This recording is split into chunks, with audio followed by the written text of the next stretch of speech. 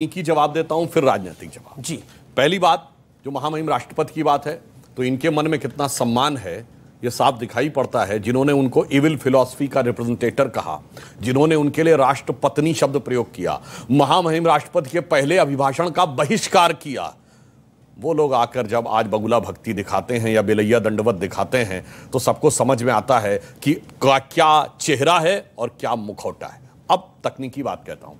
देखिए, बिल्कुल सही बात है, संवैधानिक दृष्टि से राष्ट्रपति संविधान की प्रमुख हैं, संसद की प्रमुख हैं। संसद का कोई भी सत्र राष्ट्रपति के आदेश से ही चलेगा और उन्हीं के अनुसार उसकी कार्रवाई होगी। परंतु माननीय संसद का सत्र नहीं बुलाया गया है, यह संसद के भवन के उद्घाटन का समारोह है। संवैधानिक सत्र और सार्वजनिक समारोह का अंतर समझना चाहिए।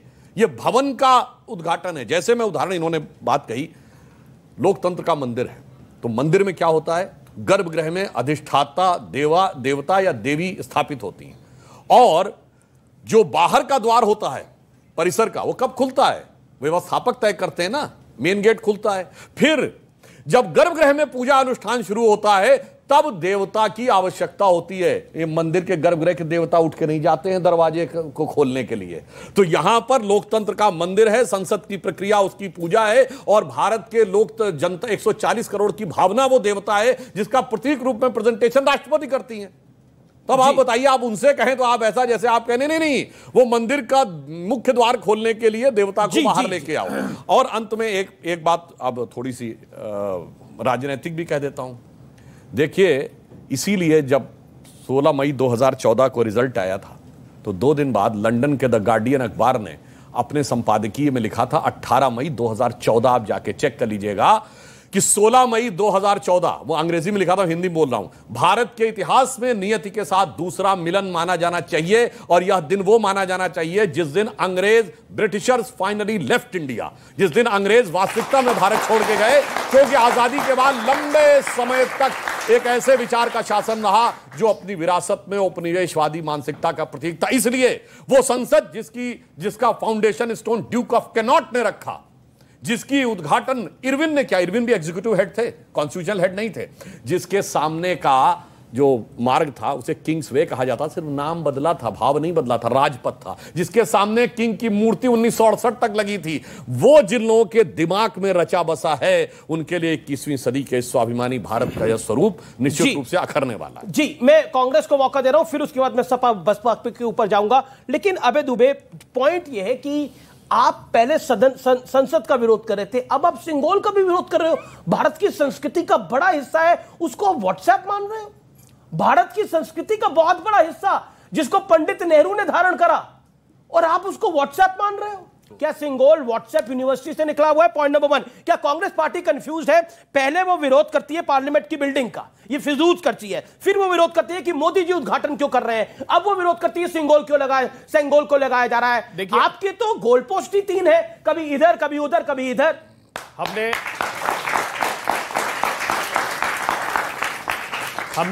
हमने विरोध किया था इस बात का कि प्रधानमंत्री जी कोविड के क्राइसिस हैं।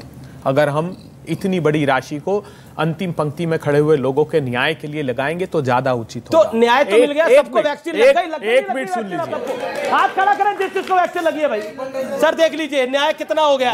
आपको वैक्सीन लग गई नहीं लग गई, यहाँ पर किसको वैक्सीन लगी वो अपना हाथ खड़ा करे। जिसको कोविड की वैक्सीन लग गई वो हाथ खड़ा करे अपना। आपको लगी नहीं लगी वैक्सीन? दो आपको लगी नहीं लगी। आप जानते हैं आपने नहीं लगवाई, वो बीजेपी की वैक्सीन उनके नेता के अनुसार, उनके नेता के अनुसार की सरकार आएगी तब लगवाएंगे। अमित देवगन जी, दशकों से 39 करोड़ वैक्सीन 10 सालों से मुफ्त में हिंदुस्तान के नागरिकों को लगाई जाती है। ये सारे संसाधन और लेबोरेटरीज किसने स्थापित की, मैं उस विषय में नहीं जाना चाहता, लेकिन सच्चाई है उस कोविड के क्राइसिस में 84% लोगों की आमदनी घट गई, 12 करोड़ लोगों के रोजगार छीन लिए गए। लेकिन अवसर में आपदा की बात प्रधानमंत्री जी करते थे तो वो भी देश को जान लेना चाहिए कि इस हिंदुस्तान में 142 लोगों ने 30 लाख करोड़ रुपए का डाका डाल दिया। प्रधानमंत्री जी, आपकी सत्ता की सरपरस्ती में आपको वैक्सीन लगाई और किसानों को भी लगा दी। 3 काले कानून उस क्राइसिस के टाइम ही प्रधानमंत्री जी लेकर आए। देखिए, इस पर लंबी बहस हो सकती है। उनके धन्ना सेठ दोस्त की उसी समय आमदनी बढ़कर विश्व का दूसरे नंबर का धनपति हो गया और किसानों की आमदनी 27 रुपए प्रतिदिन रह गई। तो ये मुझे गाना याद आ रहा है, मैंने पूरा जग घूम लिया, इस सवाल के जवाब में मैंने पूरा जग घूम लिया। आप कोविड से लेकर फलाने तक ढिमकाने तक हर जगह चले गए। मैं पूछ रहा हूं, आपने खुद गोल पोस्ट बदले। पहले आपने बोला फिजूल खर्ची है, फिर बोला ये मोदी क्यों इसका उद्घाटन कर रहा है, अब कह रहे हो सेंगोल क्यों नजर दे रहा है। सर ये विषय पर आते हैं, कभी जानते क्या हो जाता है, 20 सेकंड देन अमीक जमाई बॉलिंग करते करते कभी क्या होता है, बॉल छूट के पीछे की तरफ चली जाती है। वो इनकी स्थिति हो गई, जहां विकेट पूछा जा रहा वहां तो बोल नहीं रहे। एक लाइन सिर्फ कह दूं, उसी कोविड के दौरान महाराष्ट्र विकास आघाड़ी सरकार ने विधायक निवास बनवाया है अपना महाराष्ट्र में। तब समस्या नहीं थी, संसद बनने में समस्या थी। अगर आप बताइए तो आपकी सरकार को नहीं बनवाना चाहिए तो था। संसद भी बन गई, वैक्सीन भी लग गई, सब कुछ ठीक हो रहा है ईश्वर की दया से। वैसे एक लाइन अनुमति हो तो बोल दूं। 5 देखिए सेकंड समस्या क्या है कि इनको संसद से प्रॉब्लम है, कोई बात नहीं। इनको प्रॉब्लम किससे नहीं है? उरी में सर्जिकल स्ट्राइक हो तो सेना पे विश्वास नहीं है, बालाकोट हो तो सुप्रीम इस पे एयरफोर्स पे विश्वास नहीं है, सुप्रीम कोर्ट पे विश्वास नहीं है, लोकतंत्र विश्वास नहीं है, ईवीएम पे विश्वास नहीं है, चुनाव आयोग पे विश्वास नहीं है, जाके विदेश में कहते हैं। अब समस्या क्या है? अरे सुनिए तो, भारत के विदेश मंत्री पे विश्वास नहीं, रक्षा मंत्री पे विश्वास नहीं, किसी पे विश्वास नहीं, सुनिए सेबी पे विश्वास नहीं है। सुनिए आपने पेगासस पर बहस नहीं कराई। देखिए आपने सर आपने पूरा बोला, मैंने पार्लियामेंट की आत्मा को निकाल कर बाहर फेंक दिया। एसबीआई पे विश्वास नहीं है, अडानी पर बात नहीं करना चाहते, इनके बेरोजगारी पर बात नहीं कहा जाता है, महंगाई पर सदन में बात नहीं करना चाहते, तो फिर सदन है क्यों? बताइए ना। एक लाइन इनके लिए जानते, हम इनको समझा सकते हैं, मगर एक कहावत आपने सुनी है, समझ समझ के समझाओ उसको जिसके की समझ है, जो समझ समझ के भी ना समझे समझो कि वो ना समझ है। अच्छा ठीक है अमीर भाई, आप ना समझ हैं, आप ना समझ हैं आपकी पार्टी, या समझना नहीं चाहती जैसा बीजेपी कह रही है, क्योंकि सेंगोल को आप धार्मिक चिन्ह बता रहे हैं, भारतीय परंपरा का बड़ा हिस्सा है। सेंगोल से बड़ी घटना आज भारत में घटी थी 2014 में 26 मई को, जब हमारे देश के प्रधानमंत्री जी ने इस देश के सामने शपथ ली और इस देश के सामने एक सपना दिया था। उस सपने में बड़ी उम्मीद थी, पूरे देश को लगा था कि रामराज आ गया, लेकिन 14-23 की सरकार बताती है वादा रामराज का था, कॉर्पोरेट राज भारत को मिला है। इस 14-23 की सरकार में क्या वादा था कि आप 2 करोड़ हर साल नौकरी देंगे, आप 15 लाख, जितने यहां भारतीय बैठे हैं, जितने लोग बैठे हुए, सबकी जेब में 15 लाख रुपए आएगा। इस देश का किसान, श्री अमित शाह जी ने बोला था, इस देश का किसान हिंदू मुसलमान तो नहीं है ना, कि जो वो अपनी धरती से जो फसल उगाता है उसकी फसल का दुगना दाम मिलेगा। आपको मालूम है कि कितने किसानों ने उनकी आत्महत्याएं हुई आंदोलन के दौरान। देश के प्रधानमंत्री ने वादा किया कि आप आंदोलन को विड्रॉ कर लो। अरे आप भगवान हो, हम आपका वादा पूरा करेंगे। तीनों फार्म बिल पे हम देश के किसानों के साथ हैं। बताइए आप में से कितने किसान हैं जिसमें देश के प्रधानमंत्री ने किसानों से संवाद किया। सवाल यह कि आप नई बिल्डिंगें बनाइए। इस देश में 40 करोड़ है, संसद है, देश में 40। आप अमित जी बहुत ज्ञानी आदमी हैं। संसद साल में हमारे सुधांशु भाई एमपी भी रहे हैं, अभी भी है, रहे नहीं है आपके भी मित्र रहे अभी मलूक नागर जी में भी है, बुआ जी वाले भी हैं। सत्ता का हस्तांतरण होने वाला है जल्दी, इसलिए मैंने कहा। तो सेंगोल पकड़ेंगे नहीं पकड़ेंगे? हमारा ये कहना है। अच्छा एक सवाल का जवाब दे दीजिए। अच्छा आपने बोला सत्ता का हस्तांतरण होने वाला है, तो सेंगोल पकड़ेंगे नहीं पकड़ेंगे? नहीं, हमें सेंगोल का भी विरोध कर रहे हैं। देखिए हम लोग जो सोशलिस्ट डेमोक्रेटिक, आपके सांसद तालिबान के साथ खड़े हो जाते हैं और सेंगोल के विरोध में खड़े हो जाते हैं। हम लोग जो सोशलिस्ट डेमोक्रेटिक लोग जो अपने आप को फ्रीडम फाइटर भगत सिंह, अशफाक उल्लाह खां से जोड़ते हैं ना, हम भारत के संविधान को मानते हैं। ये क्या है सेंगोल? क्या है सेंगोल? ये चोला वंशीय मुगल राज, ये भारत की पहचान नहीं है। क्यों चोला वंश? भारत का संविधान, लोकतंत्र में, भारत के डेमोक्रेटिक नेशन में ये राजे रजवाड़े, चोल वंश, मुगल राज, इनका समय गया।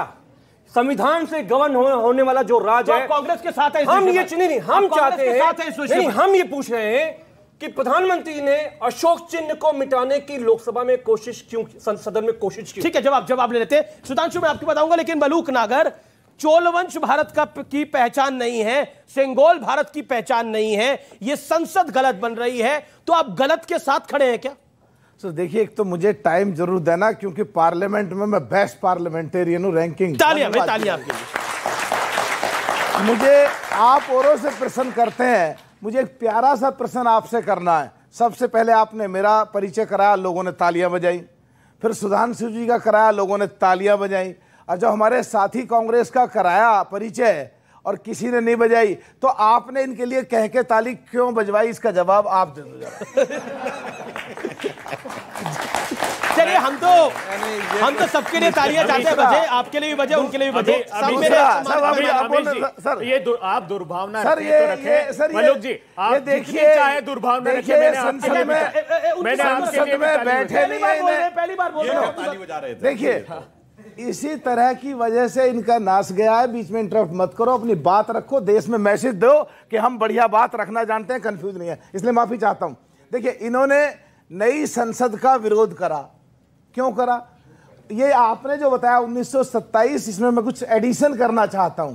1913 में लेजिस्लेचर सिस्टम कैलकाटा में स्टार्ट हुआ जी। ये बिल्डिंग 1917 में बननी शुरू हुई और लेजिस्लेचर सिस्टम कैलकाटा से दिल्ली 2020 दिसंबर और जनवरी 2021 को ट्रांसफर हुआ जी। और 1926 में बिल्डिंग पूरी हुई और पहला सेशन 1927 में इसमें हुआ। तो जब बननी शुरू हुई, जब 20 करोड़ से कम लोग थे देश में, और जब 1947 में इसका नाम जब असेंबली था, पार्लियामेंट नहीं था, सेंट्रल लेजिस्लेटिव असेंबली, जब इसमें 20 करोड़ से कम लोग थे, और जब देश का बंटवारा हुआ 1947 में, तो 37 करोड़ लोग हमारे देश में थे, 7 करोड़ पाकिस्तान में चले गए और 30 करोड़ हमारे हिंदुस्तान में रह गए जी। तो जब भी संसद यही थी, 545 लोग थे, 2 सीट खाली हुई एंग्लो इंडियन की, 543 आज हैं। और 2023 में अगर 140 करोड़ लोग हैं और कांग्रेसी जितने भी लोग हैं, मैं भी कांग्रेसी रहा हूं, मेरा भी कांग्रेस से विधायक रहा, 2000 में हमारा पूरा देश में एक ही घर था, 3 सगे भाई हम एआईसीसी मेंबर थे, मैं जानता हूं कांग्रेस को। एक भी कांग्रेसी देश में ऐसा बता दो आज जो 1947 से अब तक एक ही परिवार हो और जिसका बड़ा घर ना बना हो। जी जी जी अच्छा, सिंगोल पे देखिए, जब सिंगोल का जो ये एक चिन्ह है, और जो उस समय भी पूरी मर्यादाओं के तहत और पूरी देश की संस्कृति के तहत उस समय उस चिन्ह को वहां से साउथ से लेकर के आए गए थे, तो वो चिन्ह अगर उस समय दिया गया था तो जवाहरलाल नेहरू जी को दिया गया था। और जवाहरलाल नेहरू जी को दिया गया था इंडिविजुअल कैपेसिटी में नहीं, ऑनरेबल प्राइम मिनिस्टर की में। तो अगर ये लोग उसका विरोध कर रहे हैं तो ये तय करें कि ये सिंगोल का विरोध कर रहे हैं या नेहरू के समय की तमाम नीतियों का विरोध कर रहे हैं, ये तय करें पहले। अब मैं आपको बता रहा हूं, आपका टर्न है जवाब देने का। एक बात बताइए, मतलब पंडित नेहरू ने सिंगोल लिया, परंपरागत रूप से लिया, और अब आप लोग कह रहे हैं कि ये व्हाट्सएप यूनिवर्सिटी का ज्ञान है, ये है ही नहीं सिंगोल। कमाल की बात है। अमीश देवगन जी, इन्होंने बड़े घरों का जिक्र किया, मैं बड़ा आदर करता हूं बहन मायावती जी का, उनसे बड़ा घर तो किसी का नहीं, मैंने नहीं देखा। दूसरी बड़ी बात मैं ये कहना चाहता हूं, ये वैभवशाली इमारत की बात करते हैं। अरे पार्लियामेंट वैभवशाली इमारत तो है ही सही, मगर उसका वैभव, मलूक जी प्लीज, वो कह रहे हैं कि इटली में सोनिया जी का है, राहुल जी का है। देखिए अब उनको अंदर तक गहरा आघात हुआ है, मैं जानता हूं उस बात को। मैं ये पूछना चाहता हूं इनसे कि पार्लियामेंट का वैभव किस में है, उसकी आत्मा किस में है, जानते हैं आप? 25% पार्लियामेंट्री स्क्रूटनी का सिस्टम था, ये सुप्रीम कोर्ट ने, रमन्ना साहब ने कहा। जब वहां जुडिशियल रिफॉर्म्स बिल आया तो उन्होंने कहा कि जो कानून 25% तक स्थिति हो गई जाते हैं, हमारे समय 70% जाया करते थे।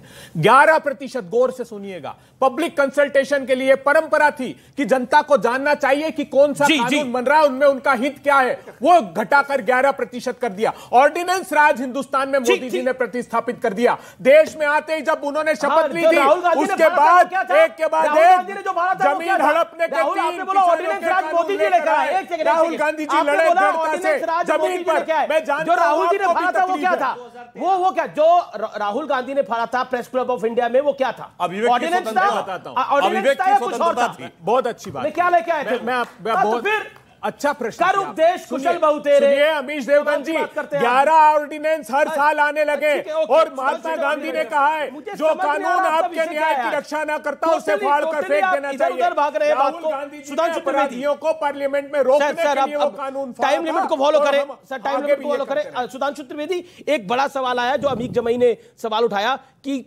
चोल वंश कौन होता है, मुगल वंश कौन होता है। भारत तो लोकतांत्रिक देश है, तो लोकतांत्रिक परंपराओं में सेंगोल कैसे आएगी? जवाब एक सेकंड। जहां तक सेंगोल का प्रश्न है तो जयराम रमेश जी ने कहा है कि कोई ऐतिहासिक प्रमाण सरकार के पास नहीं है। सेंगोल की पंडित नेहरू की तस्वीर दिखाइए, पंडित नेहरू की तस्वीर दिखाइए पीछे, पंडित नेहरू की तस्वीर दिखाता हूं मैं पीछे। ऐतिहासिक प्रमाण इससे बड़ा कौन सा है कि पंडित नेहरू ने जो, ये क्या है?